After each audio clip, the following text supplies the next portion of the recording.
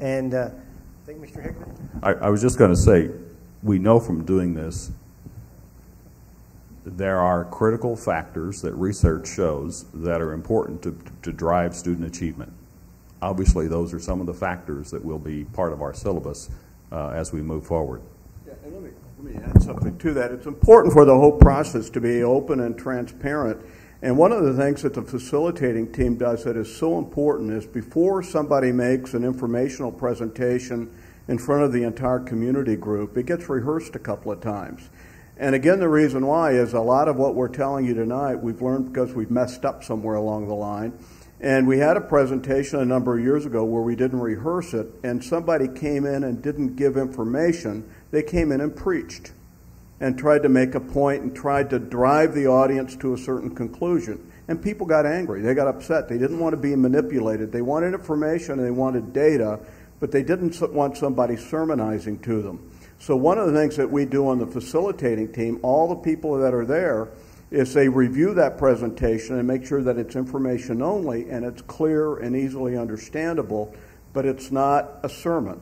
And that's really important. There'll be, at a facilitating team, there ends up getting to be a joke that anybody that comes in front of it and rehearses has better have thick skin, because people get where they want to make it as good as they can make it as a presentation. And we've learned that if you have 500 people in the room and if you have a bad presentation, you have 100 people the next time if you're lucky. It's got to be a well-run professional program. My question is just actually the topic you raised, which is about transparency. To what level of transparency, how transparent are you, and how do you approach transparency? So the question is, what level of transparency would be involved in this program, and how do we kind of guarantee that? Well, I guess the easy thing is every meeting is open to everybody.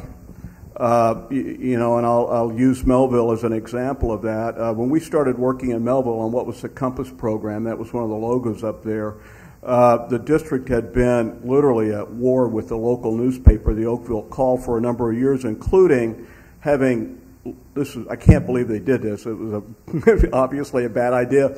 Principal of one of the high schools met the newspaper delivery guy out in front of the high school one morning and said, Board of Education told us we can't take your paper anymore. I mean, it was just an open warfare. When we started the Compass program, the two co-chairs recommended that a Oakville Call reporter literally attend all the facilitating team meetings. We were a little uncomfortable about that because we were afraid all the presentation material would be in the community before the presentation was made as a rehearsal, but we just simply asked the reporter, will you embargo the informational information and you can come to all the meetings. And even though some people on the facilitating team were a little worried about that, it ended up being one of the best things that we ever did, because it just showed, it was evidence, I guess, of how transparent and open the whole process was. Are you saying that the facilitating meetings are open to anybody? That would be a decision that we would not make. That would be a decision that the facilitating team would make. And if there's concern in the community about transparency and it being open, we might recommend, probably would recommend, that those meetings be open. There's a difference between meetings that are open to the public and it being a public meeting. The facilitating team meetings need to be a meeting of those 15 people because they have a lot of work to do. That doesn't mean that people couldn't sit in the audience and listen. We thought in Melville that the newspaper reporter being there might inhibit open conversation. Never did inhibit it at all. And in fact, it enhanced the ability of the reporter to cover what was going on, because he really began to understand everything that was going on behind the scenes that went into putting together a successful meeting, and even reported a couple of times about the spirited debate that occurred at a facilitating team meeting. And in my mind, at least, that was all part of what made that program a successful program.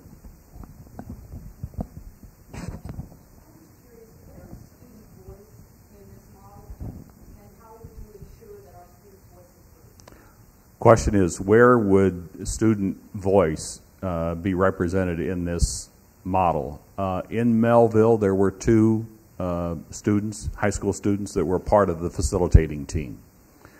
Students were invited to attend any of the large community engagement sessions. They sat at the tables. They had dialogue with adults that were there. So there's encouragement. Students may attend these meetings also.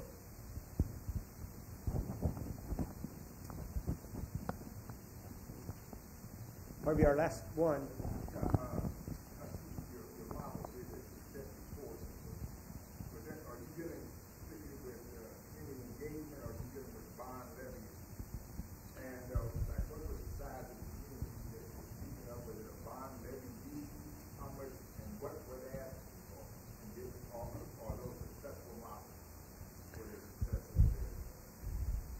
The question was, this model, is it just for more related to referendum, or is it also related to other issues in terms of the model that's used? The question also contained what size of school district was it. I will tell you that we've used this model and other models for a variety of community engagement programs. This is not a referendum campaign model. That's very important, and one of the things that we try to say up front when we have citizen leadership get involved, we tell them this is not about a referendum campaign. Now, if the recommendations at the end of the process involve a recommendation to go to a bond issue or a tax levy referendum, then so be it. That's what occurs. But we are talking here about community engagement, not a referendum campaign. We have done, often these will lead to some sort of referendum.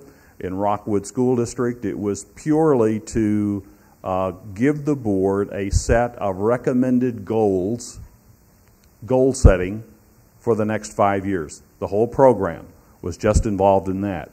In another district that we worked, it was about creating a new boundaries for all their elementary schools. In another district, it was about how do we work to reduce our budgeted expenditures. How can we more appropriately live within our means? That's what it ended up being. So there are a variety of reasons for doing community engagement. Another is purely to come up with a long-range strategic plan for the future of the school district. We have worked for districts as small as 900 students and as large as 20,000 plus.